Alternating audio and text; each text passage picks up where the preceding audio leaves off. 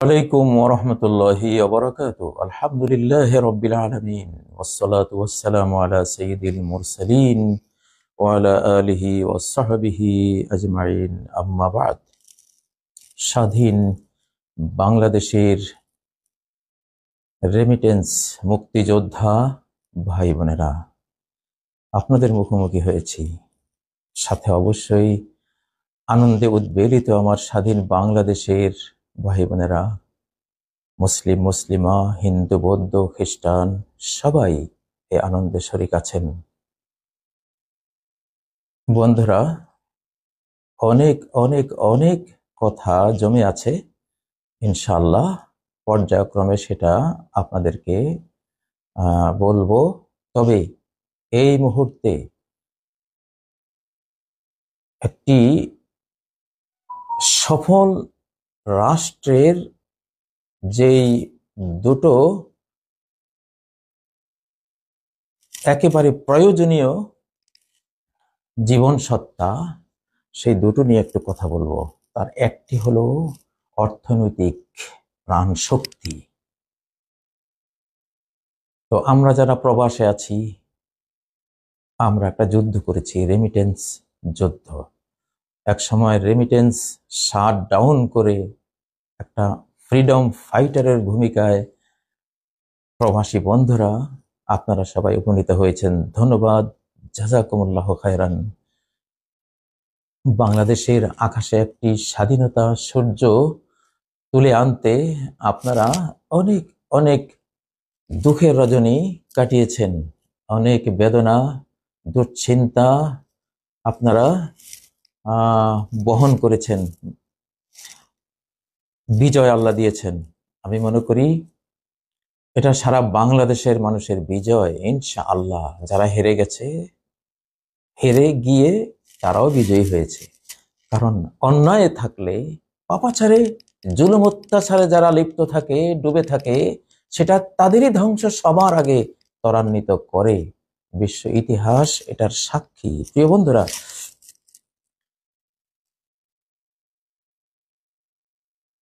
আমরা যা বলবো তা করে দেখিয়ে দেব, বহতা নদীর বুকে আগুন ধরিয়ে দেব। আমরা বাংলাদেশী, বাংলা ভাষী। আমাদের উপর শাহানশাহ, আমাদের শাহানশাহ রাজাধিরাজ তিনি দয়ালু হয়েছেন।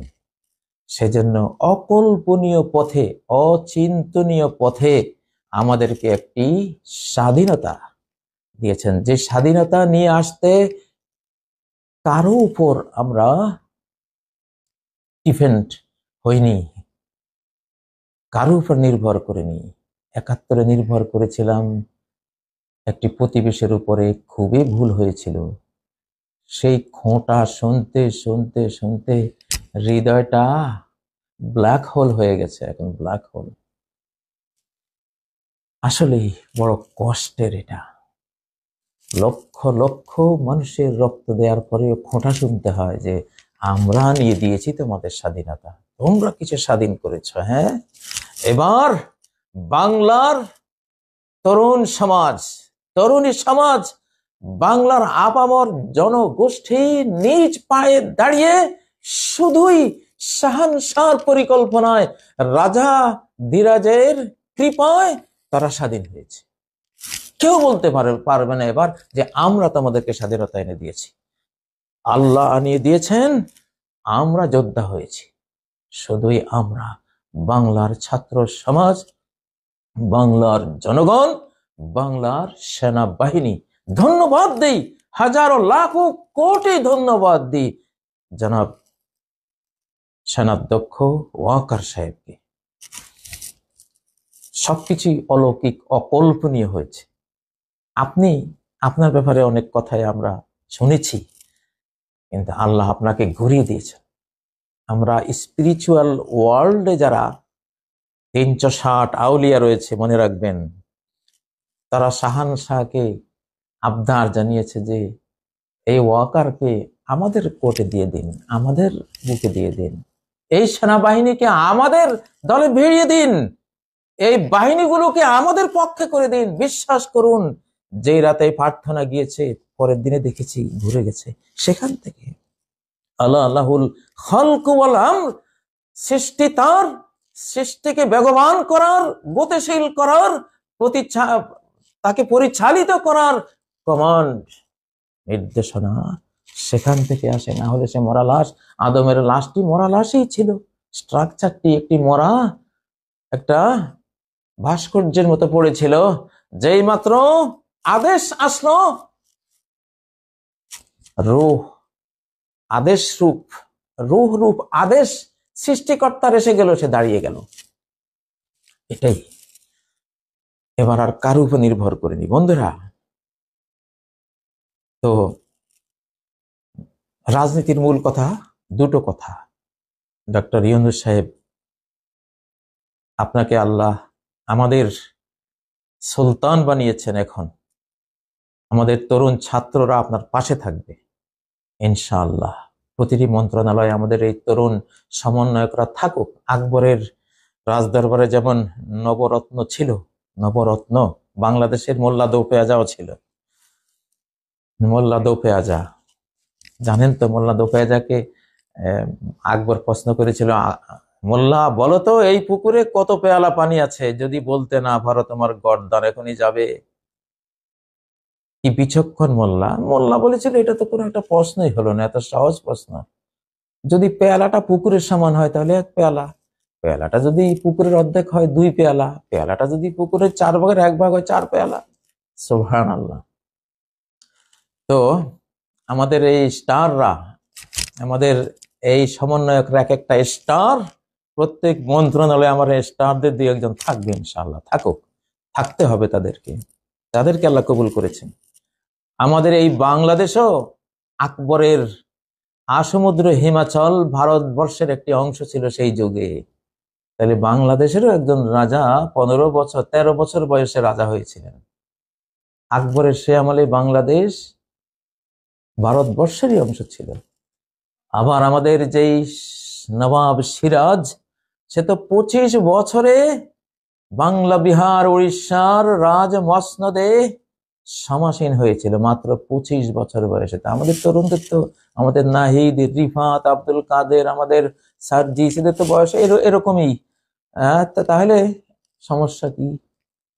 কোনো সমস্যা নেই। শোনো জনাব ইউনূস সাহেব, আপনি তো শপথ নেবেন, এখনো আপনি আমাদের কাতারে আছেন। আপনি যখন শপথ নেবেন তখন থেকে আপনাকে আমরা প্রেসিডেন্ট বা তত্ত্বাবধায়ক সরকার প্রধান যেটা বলার বলবো। এখন আপনি আমাদের কাতারে আছেন। তো রাজনীতি শিখুন, আমিও শিখি, আপনিও শিখুন। রাজনীতির মূল কথা দুটা, একটা সুশাসনের মূল কথা দুটো। আপনার সকল নাগরিক আপনাকে বাহবা দেবে, শুকরিয়া জানাবে, আপনাকে হাসি উপহার দেবে, প্রার্থনা দেবে, আপনাকে সব দেবে, যদি দুটো জিনিস ঠিক থাকে আপনার আমলে। সেই দুটো জিনিস কি?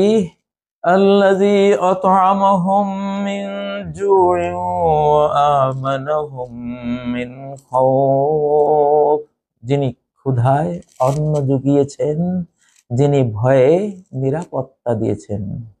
একটা রাষ্ট্রের, সরকারের সফলতার দুটো দিক, দুটোই মাত্র জিনিস। ক্ষুধায় অন্ন যদি 18 কোটি মানুষের পেটে যায়, আপনি সফল। তারা নিরাপদ যদি ঘুম পাড়তে পারে, আপনি সফল। নিরাপত্তা দিন। আপনি ক্ষমতায় আরোহণের সাথে সাথে আমরা আর গ্রামীণ ব্যাংকের ডক্টর ইউনূস সাহেব দেখতে চাই না। আমরা চাই একজন নির্ভীক চিত্ত, একজন অমরকে দেখতে চাই। নির্ভীক চিত্তে একজন অমরকে দেখতে চাই। লৌহ মানব একজন অমরকে দেখতে চাই। উপরে লৌহ মানব, ভেতরে অত্যন্ত দয়াদ্র মানব, দয়ালু মানব, প্রেমময় মানব। যে ওমর এতটা কঠিন কিন্তু ভেতরে এতটা নরম। সে বলতো, ইরাকের সেই সুদূর কোনো গ্রামে যদি একটি কুকুর না খেয়ে মরে, কালকে হাসরের মাঠে আমি ওমরকে দায়ী হতে হবে বলে আমি বুঝি। আপনিও সেই চেতনাটি গ্রহণ করুন। আর লৌহ মানবের মতো নিরাপত্তা দিন, নিরাপত্তা দিন। বলে দিন এই বাংলার মানচিত্রে যে নাগরিক সবচেয়ে হীনবল, দুর্বল, অসহায়, সে এই রাষ্ট্রের সবচেয়ে শক্তিমান, সবচেয়ে সে এই রাষ্ট্রে সম্মানিত, এই রাষ্ট্রের সবচেয়ে আনুকূল্য বেশি পাবে সে। বলে দিন। আবু বকর খলিফা তাই বলেছিল,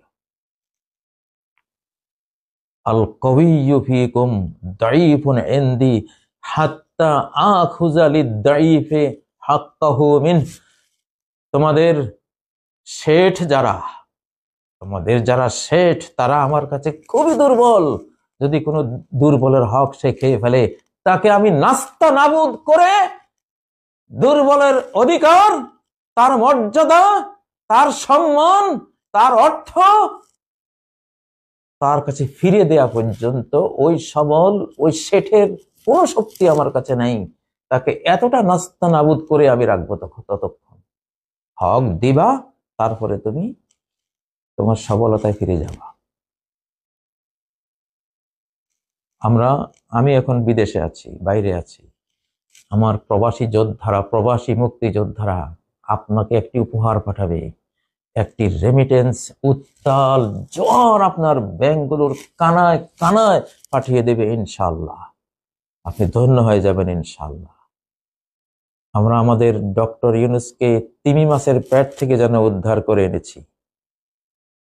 তিমি মাছ বিদায়, সেই অতীতের আপনার অতীত বিদায়। আপনি নতুন ডক্টর ইউনূস, মুসলিম উম্মার ডক্টর ইউনূস, আগের চার বড় মুসলিম বাংলার ডক্টর ইউনূস। আপনি কারো নুন খাননি, এই পদটি পেতে আপনি বাংলার মানুষদের নুন খেয়েছেন।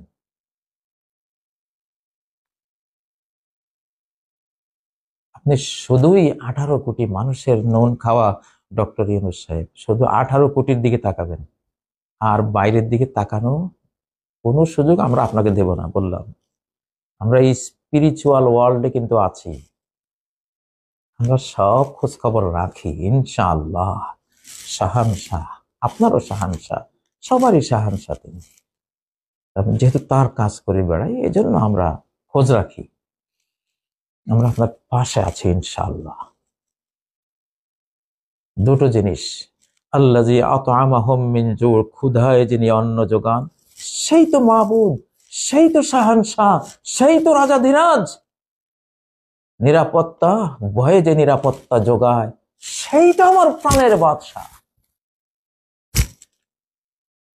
আপনি বাংলার এখন সুলতান ইনশাআল্লাহ, বাংলা তত্ত্বাবধায়ক সরকার হতে যাচ্ছেন। এই আয়াতটি শুধু সামনে রাখবেন যে আমাকে ক্ষুধায় অন্ন যোগাতে হবে, আমাকে ভয়ে নিরাপত্তা দিতে হবে। আমার বাংলার মানুষ লক্ষ কোটি টাকা নিয়ে রাতের বেলায় হাঁটবে, কেউ তাকেও দেখার সাহস পাবে না। তরুণী তরুণী মেয়েরা অন্ধকার অমানিসায় হেঁটে যাবে, কেউ কুদৃষ্টি দেওয়ার সাহসটুকু পাবে না। আমরা চাই এমন বাংলাদেশ। আমরা যে আরব বিশ্বে থাকি, আমি এমিরেটসে থাকি এখন, আমি জানি এই দেশে কোটি কোটি টাকা নিয়ে মানুষ হাঁটে নিরাপদ, কেউ কোনো ভয় পায় না। আরব বিশ্বে এরকম নিরাপত্তা আমরা দেখি। বাংলাদেশ কেন এই নিরাপত্তা আসবে না? অবশ্যই আসবে ইনশাআল্লাহ। আল্লাহ তৌফিক দেন। আমরা আপনাকে দোয়া করি। প্রিয় বন্ধুরা, রেমিটেন্স যোদ্ধারা, যার যা আছে, আপনারা ব্যাংকিং খাতে জোয়ার সৃষ্টি করুন, হুন্ডিকে লাথি মারুন। হুন্ডি হলো কি? হুন্ডিটা কতটা মারাত্মক! একটা রাষ্ট্রকে ভিক্ষার ঝুলি হাতে তুলে দেওয়ার একটা শয়তানি, ইবলিসি এবং শত্রুদের একটা প্রকল্প। বাংলার ব্যাংকগুলো এখন খালি হয়ে যাক, স্বাধীন বাংলাদেশ পেয়ে আমরা ভিখারি হয়ে গেছি, এটা বিশ্ব দেখুক। এটা এখন বহু মানুষ কামনা করে, শত্রুরা কামনা করে, অনেক প্রতিবেশীরা কামনা করে যে তোমরা ভিক্ষার ঝুলি হাতে নিয়েছো, তো কি লাভ করেছো, যাতে আমরা বলতে বাধ্য হই অন্য কিছু। তো সেজন্য সাবধান। এখন এই বিশ্ব রাজনীতির, বাংলাদেশি রাজনীতির, সকল রাজনীতির মূল কথা আল্লাহ তাআলা ছোট্ট একটি আয়াতে বলে দিয়েছেন। বাস, আল্লাযী আত'আমাহুম মিন জু' ওয়া আমানাহুম মিন খাউফ। আমরা দেখেছি অতীতে এই বাংলাদেশে স্বাধীনতা পরবর্তীতে, প্রথম স্বাধীনতার পরে পরে এমন দুর্ভিক্ষ এসেছিল যে মানুষ কাক আর কুকুর ডাস্টবিনে একসাথে খেয়েছে, গাড়িতে বমি হয়েছে, সেই বমি মানুষ চেটে খেয়ে প্রাণ ধারণ করেছে। এমন দৃশ্য তো আমার শিশুকালে আমি দেখেছি। এবার ইনশাআল্লাহ হবে না। আমরা রাজ্জাককে নিয়ে আপনাদের সাথে আমরা থাকব। আপনারা শুধু রাজ্জাকের সন্তুষ্টি অর্জনের পথে চলবেন ইনশাআল্লাহ। দুলোকে ভুলোকে সবারে ছাড়িয়া তোমারই চরণে চড়ে পড়ি লুটাইয়া। আমি চাই, আমরা চাইবো বাংলাদেশের জাতীয় সঙ্গীতটি আরেকটি সঙ্গীত হবে, প্রকৃত স্বাধীনতার যে জাতীয় সঙ্গীত হবে। আগের যেই পরাধীনতার শৃঙ্খলে আবদ্ধ নামকাবস্থার যে স্বাধীনতা, তখনকার জাতীয় সঙ্গীত আর চলবে না। ওমা তোর বদন খানি মলিন হলে আমি নয়ন জলে ভাসি। 1905 সালে যখন বঙ্গভঙ্গ বাংলাকে দুভাগ করে এক ভাগ মুসলিমদেরকে দেয়া হয়েছিল, রবি ঠাকুর সেই দুঃখে কেঁদেছিলেন, ওমা ওরে বাংলা রে, তোর বদনখানি মলিন হয়ে গেছে, বদনখানি দু টুকরা হয়ে গেছে, তুই ভাগ হয়ে গেছিস, মুসলিমরা এক ভাগ পেয়ে গেছে, এই জন্য আমি নয়ন জলে ভাসি। সেই কথা আমাদের এই স্বাধীন বাংলার জাতীয় সঙ্গীত হবে না। জাতীয় সঙ্গীতে নিয়ে আসুন দয়া করে আল্লাহর ওয়াস্তে সূরা আল ফাতিহার অনুবাদ। অনন্ত অসীম প্রেমময় তুমি, বিচার দিনের স্বামী, যত গুণগান হে চিরমহান, তোমারই অন্তর জামি। দুলোকে ভুলোকে তোমারে ছাড়িয়া, সবারে তোমারই চরণে পড়ি লুটাইয়া, তোমারই সকাশে যাচিয়ে শপথি, তোমারই করুণা কামি। সরল সঠিক পন্থা মোদেরে দাও গো বলি, যে পথে ভ্রান্তি চির অভিশাপ, যে পথে শ্রান্তি চির পরিতাপ, মোদেরে কখনো করুণা সে পথগামী। কতটা সুন্দর, কতটা প্রার্থনাময়, কতটা মায়াময়, কতটা আল্লাহ সন্তুষ্টিময়। শুকরিয়া তোমাকে জানাই হে বাংলার জমিনের কবি গোলাম মুস্তফা, বিশ্বাস সিন্ধু লেখক এমন একটা উপহার রেখে গেছে। সূরা আল ফাতিহার ভাবানুবাদ এত সুন্দরে বাগ্ময় করে গিয়েছে। তোমাকে আল্লাহ তাআলা জান্নাতুল ফেরদাউসে স্থান দেন। আর আমাদের এই দ্বিতীয় স্বাধীন বাংলাদেশের জাতীয় সঙ্গীত হোক এই কবিতাটি। আপনারা লাইক কমেন্ট করে জানান কারা কারা এর পক্ষে আছেন, তাহলে আমি ইউনূস সাহেবকে জানিয়ে দেব যে বাংলার মানুষ এই কবিতাকে নতুন স্বাধীন বাংলাদেশের জাতীয় সঙ্গীত হিসাবে চায়। এটা আকাশও চায় বলে বিশ্বাস করি, আকাশের সমস্ত ফেরেশতারাও চায় বলে বিশ্বাস করি, বাংলার সকল মানুষ চাইবে বলে বিশ্বাস করি, যারা ভালো, যারা বাংলাদেশকে স্বাধীন দেখতে চায় ইনশাআল্লাহ। তো এটা একটা প্রস্তাবনা রাখলাম, লাইক কমেন্ট করে আপনারা জানান। আর রেমিটেন্স যোদ্ধারা হুন্ডিকে লাথি মারুন। হুন্ডি মানে কি? হুন্ডি মানে হলো আপনি প্রবাসের টাকা প্রবাসে রয়ে গেল, আমার সরকার পেল না, আমার দেশ পেল না, আপনি ফোনে বলে দিলেন যে আমি এখানে এত টাকা পেয়েছি। আপনার কোনো ব্যক্তিকে, পরিচিত ব্যক্তিকে বললেন, সে অনেক কোটি কোটি টাকার কালো টাকা নিয়ে বসে আছে, কোটি কোটি কালো টাকা নিয়ে বসে আছে। আপনি ফোন করে দিলেন, সে তার ব্যাংক থেকে বা তার কোনো মাধ্যম থেকে সে আপনার ব্যাংকে বা আপনার ব্যক্তিকে টাকাটা পাঠিয়ে দিল। তার টাকা যদি চুরির হয়, যদি বাংলার 18 কোটি মানুষের চোরাইকৃত সম্পদ হয়, আপনি ওই চোরের সহযোগী আরেক চোর হয়ে গেলেন। হালাল উপার্জন করে আপাদ মস্তক পরিশ্রম করে মাথার ঘাম পাতালে ফেলে আপনি হালাল টাকা উপার্জন করলেন, আর হুন্ডির মাধ্যমে চোরাই টাকা জাতির ব্যাংক থেকে হাইজ্যাক করা গরিবের সম্পদ, এতিমের সম্পদ আপনি কি করলেন? আপনার বাড়িতে পাঠিয়ে দিলেন। আপনি এতিমের মাল খেলেন, মিসকিনের মাল খেলেন, অনাথ অসহায়ের মাল খেলেন, আপনি কত বিধবার মাল খেয়ে ফেলেন, অন্ধ পঙ্গুর মাল খেয়ে ফেলেন। ছি ছি ছি! হুন্ডিকে ছি ছি ছি এবং লাথি, হুন্ডিকে লাথি মারুন। রেমিটেন্স যোদ্ধারা, নাহি এ শানে খোদ্দারি, তোমার আত্মমর্যাদার এটা শান নয়। এটা হতে পারে না যে তুমি হুন্ডিতে তোমার টাকাকে হারাম করে সন্দেহের আবর্তে ফেলে দিয়ে তুমি নষ্ট করবে, এটা হতে পারে না। আমাদের ব্যাংকিং প্রবাহে চলে যাক ইনশাআল্লাহ। এটা আপনাদের কাছে অবশ্যই একটি প্রাণবন্ত দাবি এবং ইসলামিক অর্ডার, জাতীয় অর্ডার। এটা বাংলাদেশের স্বাধীনতা যোদ্ধাদের জন্য একটা গৌরবের, আল্লাহর কাছে পুরস্কৃত হওয়ার একটা বিরাট সুযোগেরও। সম্মানিত বন্ধুরা, হয়তোবা এমনও হতে পারে এখন যে রেমিটেন্স পাঠাবেন এটা তো যুদ্ধের অংশ, যুদ্ধের সময়ে 1 টাকায় 700 টাকার সওয়াব আল্লাহ দেন। হ্যাঁ, আল্লাহ তাআলা কি বলছেন সূরা আল বাকারার মধ্যে, মাসালুল লাযীনা ইউনফিকুনা আমওয়ালাহুম ফি সাবিলিল্লাহি কামাসালি হাববাতিন আমবাতাত সাবআ সানাবিল। যারা আল্লাহর পথে, মহান আল্লাহর সন্তুষ্টির পথে যারা সম্পদ ব্যয় করে, দেখুন সর্বোত্তম ব্যয় হলো যেটা আপনি নিজের জন্য খরচ করেছেন, এটাও ফি সাবিলিল্লাহ। দিনারুন আনফাকতাহু আলা নাফসিক ফাহুয়া ফি সাবিলিল্লাহ, যে দিনারটি নিজের খাবারের জন্য ব্যয় করেছো ওটাও ফি সাবিলিল্লাহ, আল্লাহর পথে গেছে। আনফাকতাহু আলা আহলিক, নিজের পরিবারের জন্য খরচ করেছো সেটাও আল্লাহর পথে গেছে। হ্যাঁ, তাহলে যেই দিনার খরচ করেছো নিজের সন্তানদের জন্য সেটাও আল্লাহর পথে গেছে। মুমিন নো লস লাইফের এক বিস্ময়কর আল্লাহর সৃষ্টি, যা করবে সবই তার ইহপারলৌকিক পুরস্কার আনিয়ে দেবে। তো আল্লাহ বলছেন যে কামাসালে হাব্বাতিন আমবাতাত সাবআ সানাবিল, যেমন একটি শস্য দানা যে 7টি শীষ উদ্গত করলো, ফি কুল্লি সুম্বুলাতিন মিয়াতু হাব্বা, প্রত্যেক শীষে 100 করে শস্য দানা। একটি শস্য দানা থেকে 700 শস্য দানা পেল 7টি শীষে।